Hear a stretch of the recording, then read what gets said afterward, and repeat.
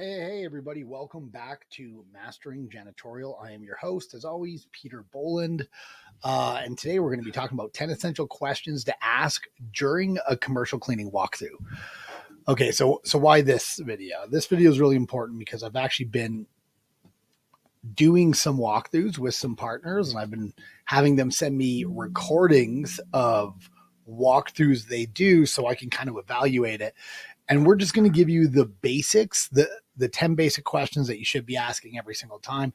That does not mean there is not more questions that you should be asking. We have a lot of very, very deep questions that we ask so we can find out real unspoken objections. But if you don't have these 10, very, very difficult for you to try to close a deal while doing the walkthrough. And it's also extremely difficult for you to give an accurate pricing because you don't really know all the information. So number one is number of cleans per week. So how many days a week do they need clean?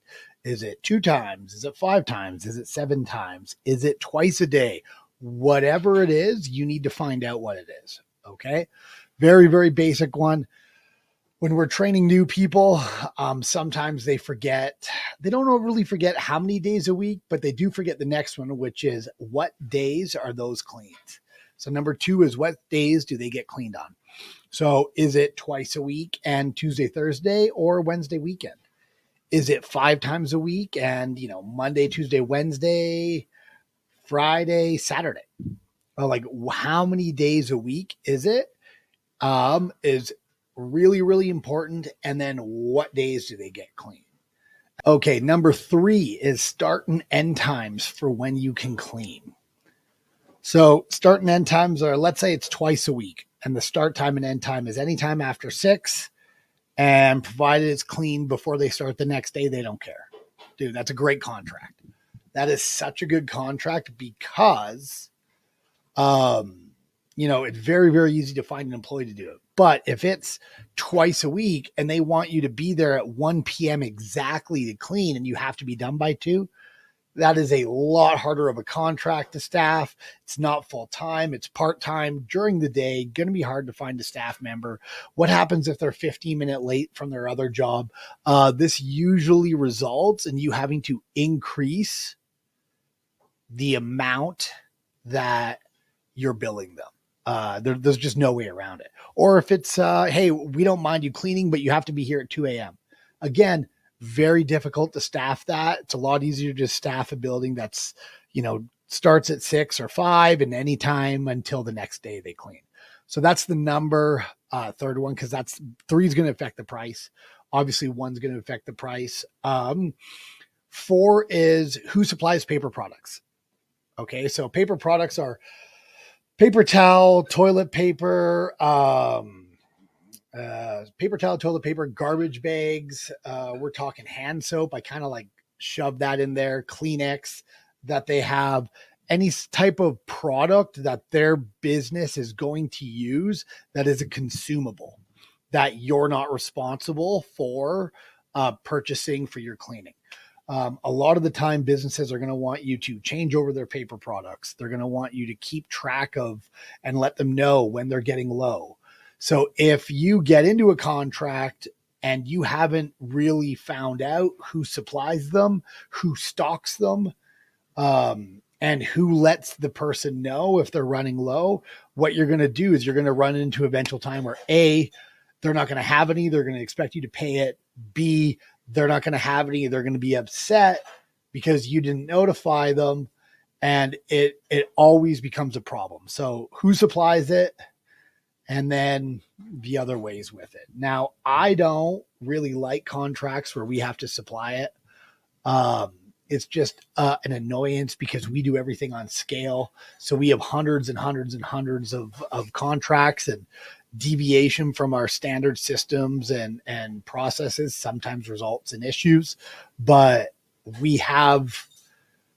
when a client asks if it's over $1,000, we'll usually end up doing it with them. We have deals that we broker with janitorial supply shops so that we get a percentage of what we order from them. We give them standard billing rates, and then our cleaners just notify us when there's an issue and they get it delivered right to their place. So Those are the main ones. Okay. So who supplies the paper products, who installs the, if they're running low, all that stuff you need to find out. Number 5 is frequency of what gets cleaned. Okay. So if you're in there 2 days a week, let's say 3 days a week, Tuesday, Thursday, and weekend, you're not doing high dusting every time. 9 out of 10 places, or 9.9 out of 10 places, are not going to ask for it. But they are going to ask for it monthly. So you need to find out if on Tuesday, Thursday, we are just doing floors, garbages, kitchen, and bathrooms. And then on the weekends, we're doing desk and sanitizing and high dusting monthly. And maybe quarterly, you're doing baseboards and chair legs. And you need to really break it down to every single thing that they want. Not just, okay, each time I come, they want chair legs done or because that increases the cost astronomically. And what I see a lot of cleaners do is they cookie cut their cleaning, which is every single time I show up, I'm going to give it a full clean. And that's great if you're a residential cleaner. You know, we have our place cleaned residentially, like my home cleaned residentially twice a week. One day, full huge cleaning. The other one, bathrooms and floors, and kitchen. That's it.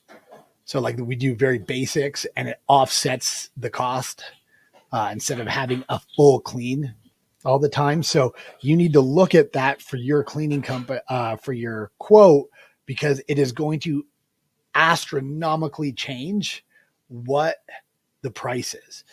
You can get in and out of like a 5,000 square foot facility in 2 hours or less if you're just changing garbages and doing floors, and those floors are carpets. Carpet's the big one because majority of the time what they really want is it vacuumed edge to edge once a week. And the other days they just want you to spot vacuum. Even if you're doing a 5-day-a-week contract and it's 20,000 square feet, I've met very, very few contracts that want it fully vacuumed every time. They want it edge to edge vacuumed weekly, and then the rest is like spot. So if you're giving a quote based on full vacuuming every day, we're going to beat you every single time. You're just going to price yourself out. So you need to find out exactly what the frequency is and make sure that your production rates are accurate. So that's number 5. Number 6 is specific cleaning / chemical requirements.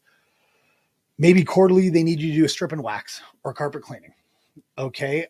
Or they don't want any scented chemicals in their facility, or they require a specific type of chemical. Whatever it boils down to, you need to find out if they need any extra work. So maybe before you're going in, you're looking at doing a detailed clean of floors, baseboards, walls, high dusting, all the stuff to get it up to par. So you really need to find out specifics and then any chemical requirements. We don't use acid in buildings unless it is time to use acid in a building. There's a toilet that's not being cleaned accurately with the chemicals that we have. So we have to bring in acids. I've seen too many other janitorial companies go into a facility with, acid cleaners and then burn holes in carpets and then have to replace a whole carpet because the cleaner was just negligent when he was walking with it, and it ruined a whole carpet. So we don't allow acid cleaners in the facility unless we're having an issue with a facility of not getting it up to 100% clean. Then we bring it in for it. So, there's specifics that you need to know in order to deliver a quality quote to somebody. We have some clients that request air fresheners. So we have to bill extra for the air fresheners. Okay. And then number 7 would be, do they have an existing cleaning company, or is this the first time they're looking at using one? If they have an existing cleaning company, they're moving or looking for quotes because there is an issue with their existing cleaning company. Whether that issue is price-based, whether that issue is service-based, you're going to have to find out by digging and asking questions. Or if this is the first time they're doing a janitorial service, then you need to find out why now, why not before, what's changed, right? What is their expectations? Because if they've never had one before, they're probably going to think all cleaning companies are the same, and they're just going to look at pricing. So you need to set expectations for them. Number 8 is when are they looking to start right? So if you go and you do a quote and they're like, well, we're just kind of gathering quotes right now. They're really not that serious. But again, if you ask them, do you have an existing company? And then they're like, we're just kind of gathering quotes. What they're probably doing is they're starting to see inconsistencies with their existing company. And then they're gathering quotes for when they want to change over. So that's an indicator of you having to, build out a longer follow-up process so that you stay top of mind for them. It doesn't mean that you can't try to close right away, but it might be more of a 60-day, 90-day changeover instead of a 5-10-day changeover. Okay. Number 9 is, what problems are you currently having that's making you look for a cleaning service, and why now? Right. So we mentioned the why now if it was looking for a new company, but if they have an existing company, like, what problems are they currently having that's making you wanting to switch? You need to find out specifics. The more specific you can get, like, oh my God, I came in, like, this is something that's happened to us. A guy called in, we did the presentation with him. He goes over and he's like, honestly, I came in and it was Saturday, and I guess the cleaner came in at 3 a.m. to clean, went and laid down on my couch without his pants on. And I walked in and he was sleeping on my couch in his underwear when he should have been cleaning. Okay. That's a very specific incident that happened, which is why this client was looking at switching over. So that tells me that this client wants to ensure that we're not bringing on people like that, and what our consistency in our cleaning looks like, and what our hiring process looks like, and how we avoid specific issues like that for the future. Okay. So, it could be cleaning related. Majority of the time, it probably is cleaning related. Their inconsistency, you'll hear, some days they're great, some days they're not. Whatever you hear, these like surface level topics, you have to find out the real reason. Is it the dusting that's the issue? Is it communication? You've communicated with them a few times and haven't received anything back. Like, you have to find out the exact issue, and then you need to show how your company solves those issues. So if they're like, oh yeah, we have an inconsistency with the garbages being changed, and when I communicate to them, I don't get anything back in return. You need to have stuff in your business, processes, systems, to ensure that doesn't happen. You can't just be like, okay, yeah, we're going to make sure that never happens. Okay, well, how are you going to make sure that there's no issues with garbages? Do you have processes and programs in place to do it? What does your inspection system look like? How often do you follow up? What is your training? What type of people do you hire? Right? Like, how are you going to ensure that they're not going to have the exact same issue? What references are you giving them? All this stuff. The more you can give them with information, the easier it is for them to decide to go with you, because they're going to feel very confident about your company. But if you just tell them, we don't do that, we're going to solve the problem and put somebody better in, you're not really doing the best. Okay. And whatever you tell them, it needs to be backed up with writing, information, and proof. Okay. So don't just tell, show. Okay. And then the last one, number 10, is, besides yourself, is there anyone who's involved in this decision-making? Sorry, man, I wrote this absolutely incorrectly.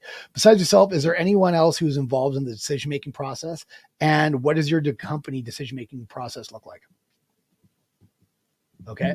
So the reason why you want to ask those 2 questions is, first of all, are you talking to the decision maker? If you're talking to the decision maker, you could probably solve this right away for them. But if they got to hand it to a head office, and then there's a board of directors meeting that's not going to happen for 3 weeks from now, very, very difficult for you to solve that issue immediately for them. Now, that doesn't mean the person's being honest and truthful with you. That it could be a lie that they're saying because they just don't want to be honest with you, because they know you're going to move in if you say they're a decision maker. So you need to have rebuttals and overcome objections with it. Again, all I'm doing is giving you the questions here. I'm not really giving you the processes to kind of overcome them. If the question you ask is not really getting the answer that you want, but you need to find out who all is involved in the decision-making process, and you need to find out what their decision-making process looks like. Is it a 3-month or 6 months? Does the board of directors need to make the decision? If the price is more than what you have now, does it automatically turn you down for services because they have a budget and you're already at your max budget. Like all these things come into place when you're talking about selling services to a company, right? Because if the CEO puts a budget in place and he's like, hey, to the accountant, we don't spend a dime over what we've accounted for and what we said we're going to spend this year for cleaning services, and you come in and you sell them exactly what they want, but they're $300 over their budget, and it eventually gets the CEO for approval, and you never talk to the CEO or presented your services to him, he's just going to nix it because it doesn't meet the budget. Okay, so you need to make sure that you're falling in line with everything. So again, that's why I always tell people give options. So if it gets to the CEO and he can see 3 multiple prices and everything you're going to do, so it allows him some wiggle room with it. Okay, so those are the 10 questions. I'm going to go over them again. Number of cleans per week, what days those are, start and end times for when you clean, who supplies paper products, frequency of what gets done, specific cleaning or chemical requirements. Do they have an existing company or is it their first time? When are they looking for someone to start? What problems are you currently having now that making you look for another service, and why now? And besides yourself, is there anyone else who's involved in the decision-making process, and what does that process look like for your company? So those are 10 essential questions that you have to ask every single time. If you don't ask these 10, the results that you're going to get are going to be skewed. We have a lot of other questions that we ask to ensure that we get the best results when presenting and we can deliver the best price. And we'll be going over those in other videos, but these are just the basic 10. I hope you guys like them. As always, there's going to be another video tomorrow. If you like this video, hit subscribe, like the video, leave a comment, do all that same stuff. Okay. Thank you guys very much and hope you have a great day.